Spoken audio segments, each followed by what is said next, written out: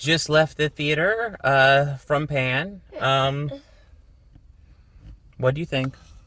I thought it was great. She's a huge Peter Pan fanatic. I'm middle ground on this movie. I'm actually leaning kind of negative. I'm kind of leaning towards not recommending this. Quite a few reasons why. The special effects in this movie are surprisingly bad. The computer animation is really, especially when Peter Pan is flying, whenever they computer animate a flying human, it looks terrible in this movie. When they first come in, this is the thing that really, it's weird. So the beginning of the movie, it's supposed to be during, I assume, England, World War II. But then suddenly when they're flying into Neverland, the pirates and all the slaves that they've captured are singing Smells Like Teen Spirit by Nirvana, which was absolutely bizarre. And I don't remember what the second song is, but there's another song in there. And then they just drop that altogether. And it's bizarre. It's like, okay, so we're seeing 90s music. Okay. Let's see. Yeah, and, oh yeah, when you die in this world, you become a puff of colored smoke, which, is kind of lame in my opinion. When you're injured like normal, but when you die, it just is like poof in your smoke. It's really kind of bizarre. Oh, and there are these birds in the movie. They probably disappear about halfway through, but, they're semi-prominent. Never birds. Yeah, and they are extremely cartoony. Holy smokes, they look so fake. And there's lots of scenes that you can obviously tell are green screen. There's a scene where you can see Hugh Jackman walking on the ship, and you can clearly see that the ship is moving under his feet. And it's like dead giveaway that it's green screened. It looks really bad.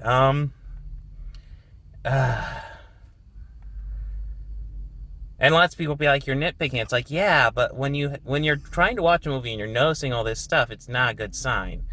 Is it like egregiously bad? No, I didn't notice any of that. Yeah, it's something you notice when you watch a lot of movies. So, conceivably, if you're good at if you're okay with bad special effects, and you're okay with death being represented by a puff of smoke, you can probably have fun with this one. Like I said, I'm okay. She obviously liked it. She's a huge Peter Pan nut. But yeah, I'm just borderline saying no. Oh yeah, and this is obviously supposed to set up a franchise. Did you realize that? No. Yeah, Captain Hook and Peter.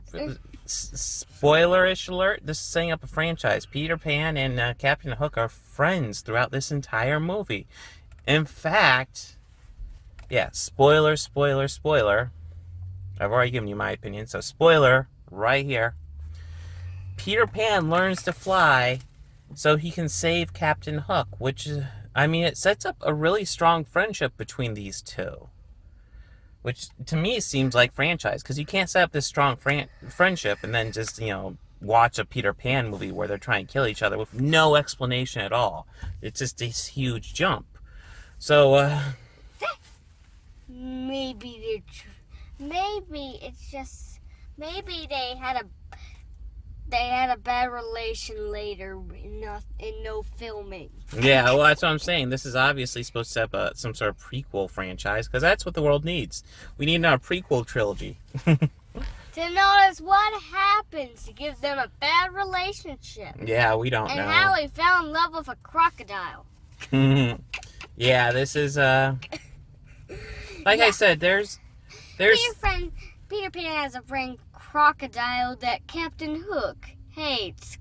Yeah, there's things to enjoy this movie. Just in the end, I can't quite recommend it. I'll kind of go into, like, the colored smoke thing. The reason why that annoys me, especially as a parent, is because it's cartooning death.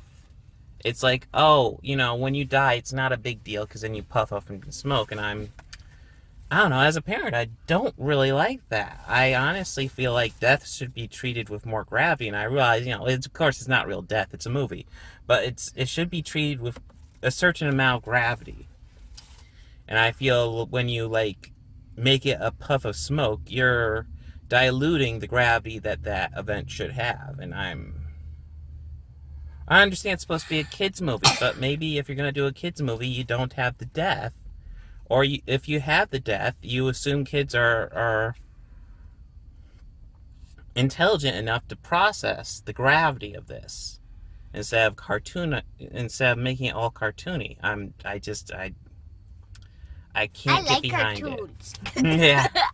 Well, there's cartoon birds here too. So, yeah.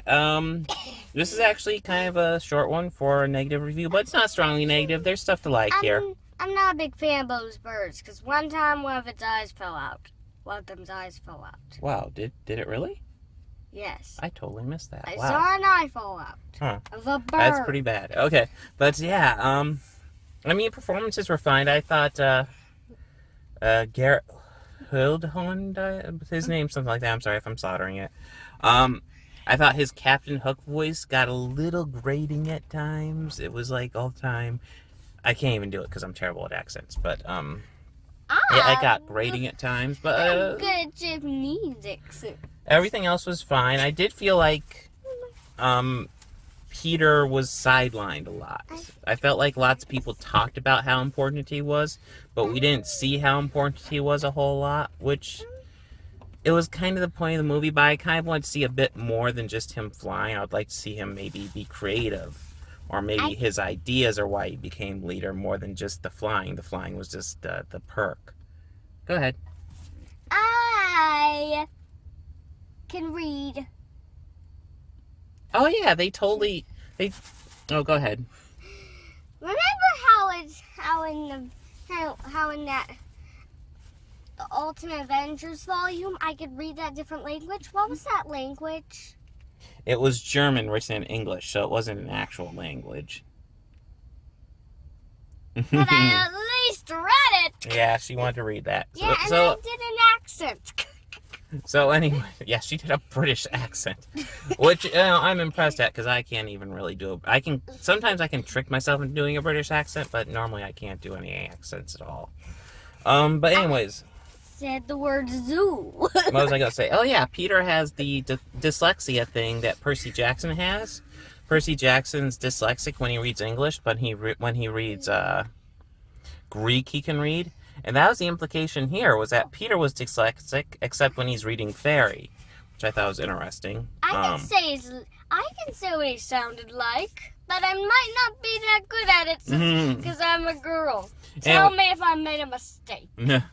We're already at 8 minutes. I think I covered all the big points I wanted to, so, anything else you want to talk about? I was going to say that I was going to try to find out his accent.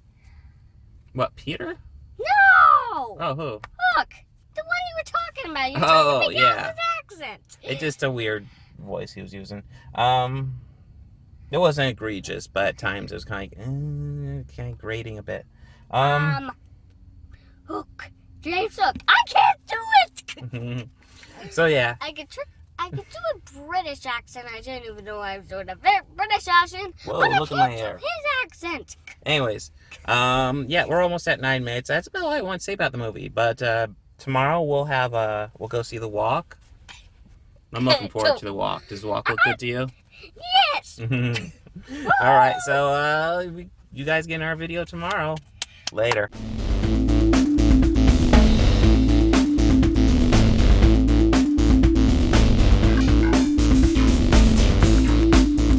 Hey, if you like this video, please make sure to hit that like button and go ahead and subscribe. That helps me out a lot. And if you really love this video, consider visiting my Patreon page.